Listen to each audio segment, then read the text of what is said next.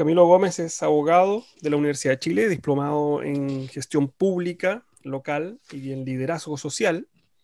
Es presidente de la Fundación Menoco, una fundación donde trabajan en temas como la interculturalidad, la formación ciudadana, el aporte al fortalecimiento de organizaciones de la sociedad civil en la defensa y la promoción de los intereses colectivos. Camilo, cuando estés listo, comenzamos. Yo avisaré cuando falten unos 2 minutos. Ok, muchas gracias, Claudio. Primero, si se escucha bien, porque como estoy transmitiendo en dos computadores, quería Muy bien, cerciorarme de eso. muy bien. Perfecto, voy a compartir ahora la presentación en que se titula Participación Ciudadana y Protección Ambiental. Avísenme si cuando se vea, por favor.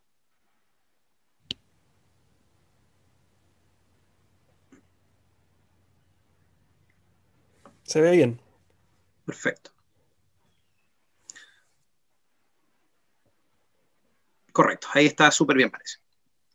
Bueno, lo esencial en este caso, cuando hablamos de la participación ciudadana, me parece esencial las palabras que dijo tanto Carmen como Patricio, que es el tema de cómo se concientizan a todos los actores que tienen que ver con esto, porque por un lado tenemos el mundo científico o el mundo especializado, podríamos llamarlo de alguna forma, a lo que Carmen explicó muy bien y de manera muy detallada dentro de toda su exposición y que son a mi juicio, los insumos fundamentales para poder entender todos estos fenómenos que hoy día amenazan el medio ambiente y que amenazan en el corto, mediano y largo plazo la forma de vida que tenemos nosotros, sobre todo cuando nos estamos enfrentando a grandes problemas, a cambios de paradigma tan importantes como son el cambio climático, como son el tema de la crisis hídrica que estamos viviendo en nuestra comunidad. Pero también dentro de eso, cómo esa información, que es una información técnica especializada, se transmite a, por un lado, la ciudadanía, para que no pase lo que decía don Patricio recién en su exposición, que es precisamente que a la gente parece poco importarle si cortan o no cortan un canelo o si hacen o no hacen un loteo brujo, porque claro, hay espacios en los que se dice que como la regulación permite subdividir y hacer en un predio rural una parcela de 5.000 metros cuadrados, nos encontramos con casos que son incluso más dramáticos cuando incluso en esos 5.000 metros cuadrados se vuelve a parcelar a través de estos loteos brujos donde se hace una sesión de derecho y esos 5.000 metros cuadrados se convierten en una población casi como una población urbana en la que se construyen un montón de predios pequeños de 200 metros cuadrados, 300 metros cuadrados, y cada uno de esos espacios es una casa, es un consumo de agua, de luz, digamos, y todos los servicios, y en sectores rurales donde estos servicios muchas veces no dan abasto, ya sea desde el punto de vista de los recursos, como el recurso hídrico, por ejemplo, ya hablábamos del tema sanitario y todo eso, así como también de otros servicios, como poder acceder, no sé, si tienes 5.000 personas viviendo en un espacio y una posta pequeña, no hay acceso a la salud, no hay acceso a la educación, hay un montón de crisis que se generan a partir de esto. Entonces, esto todo es un sistema, si lo vemos desde esa perspectiva, y necesitamos generar herramientas para que esa información que es de carácter técnico llegue a la ciudadanía para que se entienda el costo que significa tomar estas decisiones que podrían ser consideradas poco felices. Pero también hay otra fase en la que también Carmen lo dijo en algún momento, que es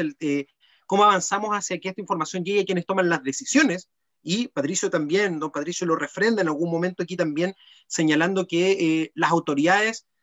o desconocen o dicen desconocer muchas veces cuáles son los alcances de la ley. Entonces nuestra frágil regulación hoy día ni siquiera se cumple. Entonces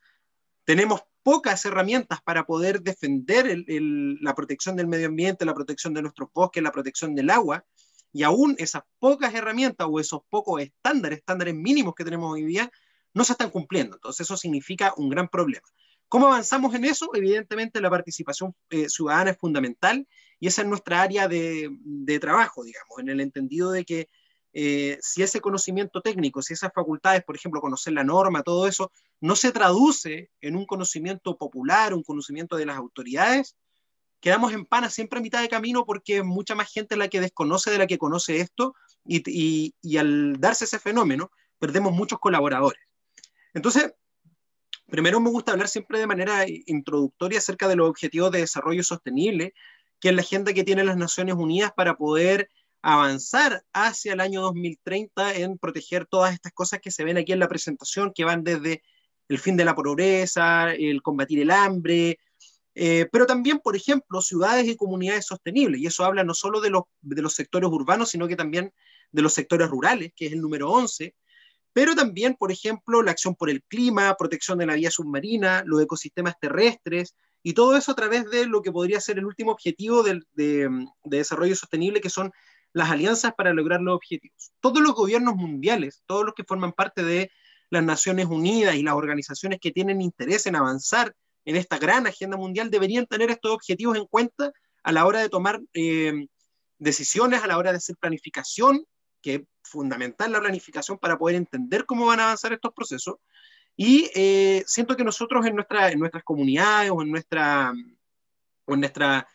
administración general estamos muy al debe en torno a cómo interpretamos o cómo internalizamos estos procesos en lo que significan las decisiones de las políticas públicas y las decisiones privadas también, como vamos a ver en algún momento más,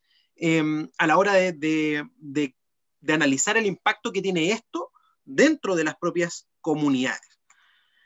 Luego, si hablamos de la participación ciudadana, a mi juicio me gusta separarlo en tres partes, digamos. Uno que es la parte de organización, que es lo que viene a ser como la parte desde la sociedad civil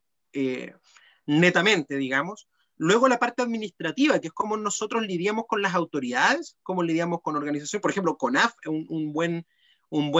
punto de intercambio de las decisiones administrativas que se toman, por ejemplo, a la hora de autorizar algunas gestiones, algunos permisos para los cuales CONAF es fundamental, o la fiscalización que esta organización presenta, pero también, evidentemente, todos los otros organismos del Estado distintos de lo que es nuestro tercer punto que vamos a tratar, que es el tema judicial propiamente tal, que es cuando ya no se logra, digamos, por decirlo de alguna forma, por las buenas resolver una situación a través de aprovechar nuestras herramientas, esas escasas herramientas de las que hablábamos, nos vamos a encontrar con la necesidad de poder interponer algún tipo de recurso. Ya lo adelantaba Patricio en algún momento, un recurso judicial, en este caso un recurso de protección, hablaba él. Vamos a hablar de eso también en unos minutos más. Nos obligan a tomar esta tercera opción. Entonces, partiendo con el primer punto, que es el tema de la organización, nos encontramos con varias alternativas que son fundamentales para poder entender estos procesos. Por un lado, es fundamental la formación ciudadana que se tiene que dar en las juntas de vecinos, en los APR, en los comités habitacionales, en los clubes deportivos, en todos los espacios que nos permite a la sociedad civil poder integrar los conocimientos básicos sobre estos temas, o sea, que todo el mundo sepa cuáles son los aspectos mínimos de lo que significa la regulación ambiental, los aspectos mínimos de lo que significa la elección de autoridades, por ejemplo, para poder saber qué facultades tiene cada uno, cuáles son las herramientas donde nosotros podemos ir a denunciar, cuáles son las herramientas que tenemos hoy día para poder defendernos de cualquier situación que consideremos anómalo, cuáles son las fases mínimas de fiscalización que se tienen que presentar en estos espacios, etc. La formalización de la sociedad civil en un segundo término dentro de esta área de organización es fundamental. O sea, que existan, por ejemplo, fundaciones, corporaciones, agrupaciones de carácter municipal que tengan que ver con la protección ambiental. Todo esto nos permite varias cosas. Primero, achicar, digamos, misiones y visiones de grupos de interés. Se junta un grupo de personas y dice, bueno, nosotros vamos a generar un trabajo para defender a las comunidades de agricultores del ataque del puma, y vamos a trabajar con el SAC, por ejemplo, para poder encontrar algunas alternativas. Un grupo como el Grupo de Defensa del Agua que existe acá en la Unión, en el cual dicen, bueno, nuestro objetivo es la protección ambiental, pero particularmente en el entorno de la protección de nuestros acuíferos, la protección de lo que es nuestros recursos hídricos. Entonces nosotros nos agrupamos en un espacio formal para poder defender esos intereses que vienen de este grupo de interés propiamente tal. Y en segundo lugar, la formalización permite canalizar recursos para poder llevar adelante estos objetivos. Porque si nosotros nos ponemos en una situación de conflicto, por ejemplo, entre una inmobiliaria, como se ponía el ejemplo recién, y una organización de la sociedad civil que está desorganizada y que no está formalizada, la posibilidad y los recursos con los que cuenta, por ejemplo, una empresa de este tipo, evidentemente son muy superiores, y la posibilidad de acción de estos grupos de interés se ve muy disminuida. Y en ese sentido, por ejemplo, poder postular a fondos de protección ambiental, recursos de fondos concursables y poder obtener financiamiento regulado para poder trabajar en este trabajo de los grupos de interés, son básicamente la formalización de estas organizaciones es fundamental. Luego viene la parte de lo que es el activismo y la acción privada. Ya se hablaba, por ejemplo, en la presentación de Carmen en algún momento sobre lo que significa la decisión de un privado a la hora de adquirir un terreno, de construir, por ejemplo, una reserva o de darle protección a un espacio o tener el valor de asumir que hay un espacio, por ejemplo, donde hay bosque nativo y ese espacio no lo vamos a tocar. Eso depende de la acción privada, netamente. Pero sin formación, evidentemente también es más difícil que los privados tomen decisiones conscientes respecto a este espacio. Y luego el activismo, que cumple también ciertamente este rol de poder poner en la discusión pública de manera permanente, y eso va vinculado con lo que decíamos después, con las manifestaciones, en las que se pone en la discusión pública cuáles son los aspectos fundamentales de este proceso, cuáles son los aspectos fundamentales de los intereses que queremos proteger como ciudadanía o como organizaciones de la sociedad civil, a través, digamos, de la llamada a atención o la llamada a la acción que se hace frente a la comunidad. Luego viene el tema del lobby. El lobby es una palabra que nosotros en general es bien tabú. Cuando se habla de lobby siempre tiene una connotación muy negativa y dicen, no, aquí esta persona está haciendo lobby, como si lo que se estuviera haciendo es algo siniestro para poder lograr un objetivo. Sin embargo, las organizaciones de la sociedad civil en general también puede generar lobby. Y el lobby no es otra cosa sino que el ir a poner en la discusión pública estos aspectos, pero donde se toman las decisiones. El lobby no es, por ejemplo, una manifestación en la que uno marcha en la calle, digamos, o en la que uno hace un llamado a la acción, como decíamos en el punto anterior, sino que el lobby es cuando nosotros como organización nos sentamos frente a un diputado, un senador, y nosotros le decimos, miren, ¿saben qué? Nosotros tenemos un conflicto en nuestra comunidad, en nuestra comuna, en nuestro sector, y nosotros tenemos un conflicto que nosotros como organizaciones de acá estamos trabajando para poder subsanarlo, resolverlo, y nos juntamos con la autoridad, hacemos las solicitudes que se requieran, digamos, en este caso puede ser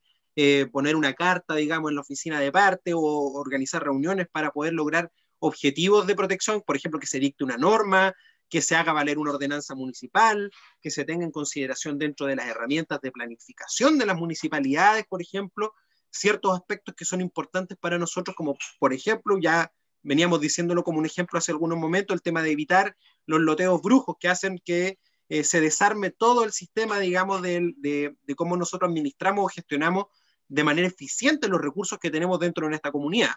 Y en ese sentido, evidentemente, el lobby resulta fundamental. Y finalmente, dentro de la organización está la agenda política. También es otro de los tabús con los que nos encontramos en el último tiempo, que es que la palabra política siempre suena a algo sucio, digamos, a lo que nadie se quiere mezclar, a lo que nadie quiere participar. Pero es fundamental para poder llevar a cabo o hacer carne lo que en principio son solo objetivos. La forma en la que nosotros queremos hacer la protección ambiental a través de una ley o a través de una autoridad que, como decía Patricio en la exposición anterior, se pongan los pantalones y puedan tomar una decisión, se tienen que construir agendas políticas y evidentemente, por lo menos a mi juicio, digamos, desde los territorios, que sean los territorios los que levanten una agenda política y digan, miren, nosotros queremos, por ejemplo, en la situación de acá de la Comuna de la Unión, en el sector de Mahue, por ejemplo, nos encontramos con que tenemos que entender que esta agenda política implica la protección de este espacio, de no permitir que se le den autorizaciones a inmobiliarias que puedan afectar el acceso a recursos tan básicos como el agua, en este sector, por ejemplo, de Yancacura, Mahue, en fin, eso es la forma de uno construye una agenda política a través de las organizaciones de la sociedad civil en esta primera fase, digamos, que es la fase de la organización, donde uno construye un ideario colectivo de qué es lo que queremos, qué es lo que soñamos, qué es lo que esperamos para nuestra comunidad, y le vamos dando forma a través de distintos grupos de interés, a través de distintas organizaciones que a la larga van a ir dando y van a ir modelando lo que va a ser lo que nosotros esperamos y cómo lo llevamos a cabo. En segundo lugar tenemos bueno, aquí dice 3, pero en realidad es 2, son las visiones administrativas de estos procesos. La visión administrativa está, por ejemplo, en la participación ciudadana a través de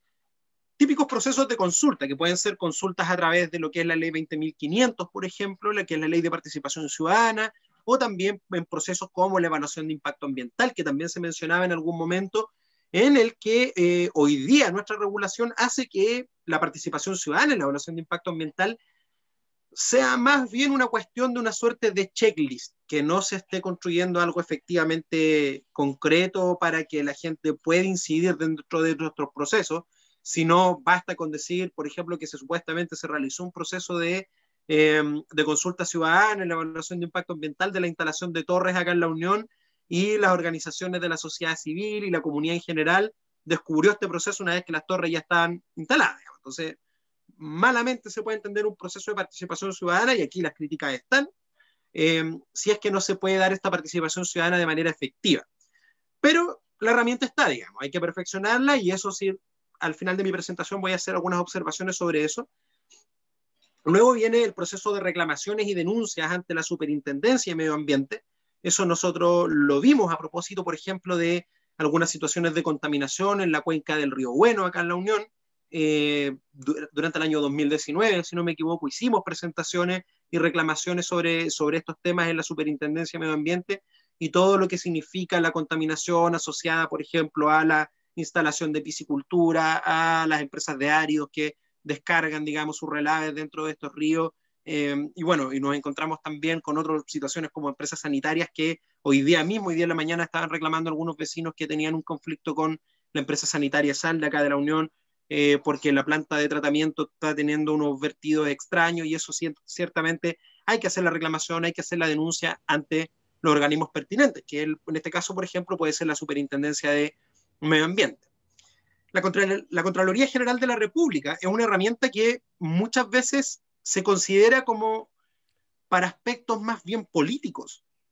y no tanto como dentro de la protección ambiental. Cuando uno piensa en la protección ambiental desde el punto de vista de cómo podemos reclamar o cómo podemos hacer acciones, la Contraloría queda en un segundo lugar. Uno dice, bueno, Contraloría es para fiscalizar si es que el alcalde o el diputado, digamos, o alguien se robó plata de la respectiva administración.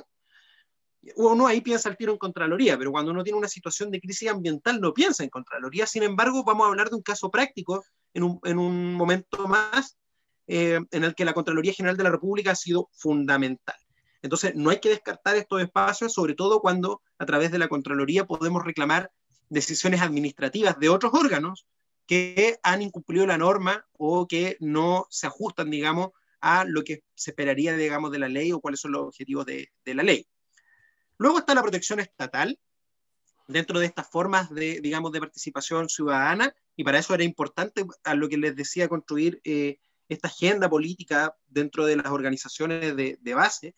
que es la protección estatal, que puede ser, por ejemplo, hablábamos el otro día con los amigos de la PR de Maswe sobre cómo se puede declarar una reserva forestal u otro, de algunos casos de los que hablaba acerca de las reservas, por ejemplo, que en algún momento Carmen también trató dentro de su exposición. Son declaraciones y son decisiones de la autoridad. Son decisiones de la autoridad, en este caso, de la autoridad del gobierno de turno, pero también tiene mucho que ver cómo las organizaciones generan el lobby, generan las herramientas para que esa información de cuáles son nuestros puntos de interés, por ejemplo, dentro de las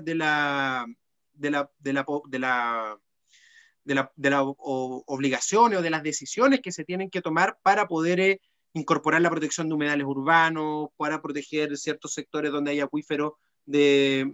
una gran, digamos, importancia para la comunidad. Evidentemente la protección estatal ahí se vuelve fundamental. Y 3 finalmente, minutos, pero no por ello... Camilo, disculpa, 3 minutos. Sí, perfecto. Y no por ello menos importante está la situación de la regulación municipal, que tiene que ver con el tema de la planificación urbana y rural, y con estas herramientas que nos permiten, por ejemplo, evitar el tema de los loteos brujos, evitar que haya una sobrepoblación en lugares rurales en los que, tal como señalaba Patricio, la Ley General de Urbanismo y Construcción tiene disposiciones efectivas sobre eso y que hay que cumplirlas. Entonces, es fundamental hacer ese trabajo. Y en tercer lugar, que es el último punto antes de explicar un pequeño caso práctico, el tema de carácter judicial, que tiene que ver con, por ejemplo, cuando se cometen delitos ambientales propiamente tal, en lo que tiene que ver con la construcción de, por ejemplo, cuestiones inmobiliarias en lugares impropios que generan vertidos o contaminación directa al medio ambiente, la construcción de procesos industriales que afecten el medio ambiente, en fin, todo lo que signifique un delito propiamente tal de carácter ambiental, que en Chile tiene una regulación bastante débil, pero que no por ello hay que descartarlo. Luego, evidentemente, está la fase para poder detener lo que significan de estas decisiones, digamos, que pudieran afectar a las comunidades a través de recursos de protección, que pueden afectar derechos fundamentales como la vida, por ejemplo, o el derecho a vivir en un medio ambiente libre de contaminación, que son intuitivos, pero otros no tan intuitivos, como por ejemplo el derecho al trabajo, cuando a través de la decisión de que afecta el medio ambiente, se afecta el derecho al trabajo de las personas, o se afecta, por ejemplo, el derecho a la educación, porque se afecta a la comunidad en su conjunto, y ahí la construcción de un recurso de protección potente nos permite resolver muchas veces problemas a través de estas sentencias. Y luego las acciones reparatorias, que tienen que ver cuando ya el daño está hecho, digamos, poder ejercer alguna acción legal para poder obtener a través de los tribunales ordinarios una reparación frente al daño que se realiza. Por ejemplo, lo que pasó con el tema de la celulosa en Valdivia, que terminó como a través de la reparación de este proceso con la construcción, por ejemplo, del centro de humedales del río Cruce y otras cosas como forma de reparar frente a un daño ambiental que se ha generado. Hay un caso práctico que me lo voy a saltar, digamos, el video, porque esto dura 10 minutos, entonces lo vamos a saltar, pero si lo quieren buscar, es un reportaje que hizo el Canal 13 acerca de la batalla judicial por el bosque nativo, así se llama el reportaje, y lo pueden encontrar, y ahora vamos a explicar brevemente de qué se trató este caso, que tiene que ver con los planes de manejo, con temas forestales y la tala de bosque nativo en el sector de las cabras. El resumen del caso: se conceden planes de manejo contrarios a la ley que protege el bosque nativo. Aquí, digamos, fue un condoro que se mandó, en buen chileno, digamos, CONAF, que entregó o autorizó planes de manejo contrariando, digamos, la nueva ley que protege el bosque nativo a una empresa una empresa agrícola, digamos, que se llama Tralcan, que permitió que empezaran a cortar este bosque nativo para despejar los espacios con el objeto de poder hacer plantaciones de carácter de árboles frutales, si no me equivoco, eran para plantaciones de palta. En segundo lugar, las organizaciones de la sociedad civil, y ahí participan APR y algunas organizaciones comunitarias, digamos, requieren que revoquen estas medidas administrativas y lo hacen, como decían hace algún momento, frente a Contraloría General de la República. Y presionan en este sentido el espacio, y a través de la presión y el lobby que se generó ahí, logran en definitiva después tanto que se hiciera parte del Poder Legislativo como el Ejecutivo, que Contraloría General revoque estos permisos. La Sociedad Nacional de Agricultura presenta un recurso de protección a favor de la empresa agrícola para que los permisos vuelvan a autorizarse, pero la Corte de Apelaciones de Santiago rechaza el recurso. ¿Ya? Este caso es paradigmático porque nos permite ver cómo los recursos de protecciones pueden ser usados a favor o en contra de estos objetivos, pero bien llevados adelante nos permiten obtener un resultado concreto. Y bueno, ahí es donde hoy día se está discutiendo en la Corte Suprema este caso, ya, pero con muchos antecedentes a favor de lo que es la protección, digamos, del bosque nativo en el sector o en la comuna de Las Cabras. Entonces, ahí nos vamos encontrando con estas herramientas que nos permiten resolver el problema. Finalmente, y como conclusión a esto, va a ser muy importante, y hay una importancia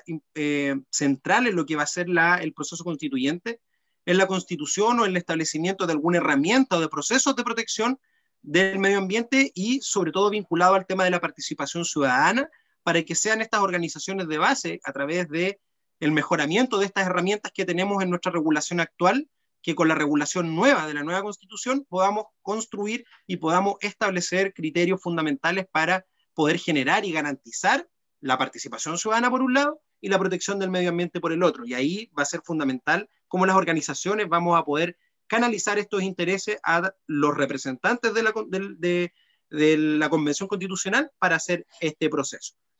Y con eso cierro mi presentación. Quedan algunas cosas en el tintero, ciertamente, pero como ya vamos a estar conversando, lo podemos dejar para más adelante. Así que muchas gracias por el espacio. Dejo ahí mi correo para si alguien quiere establecer algún tipo de comunicación después. Así que muchas gracias por su atención.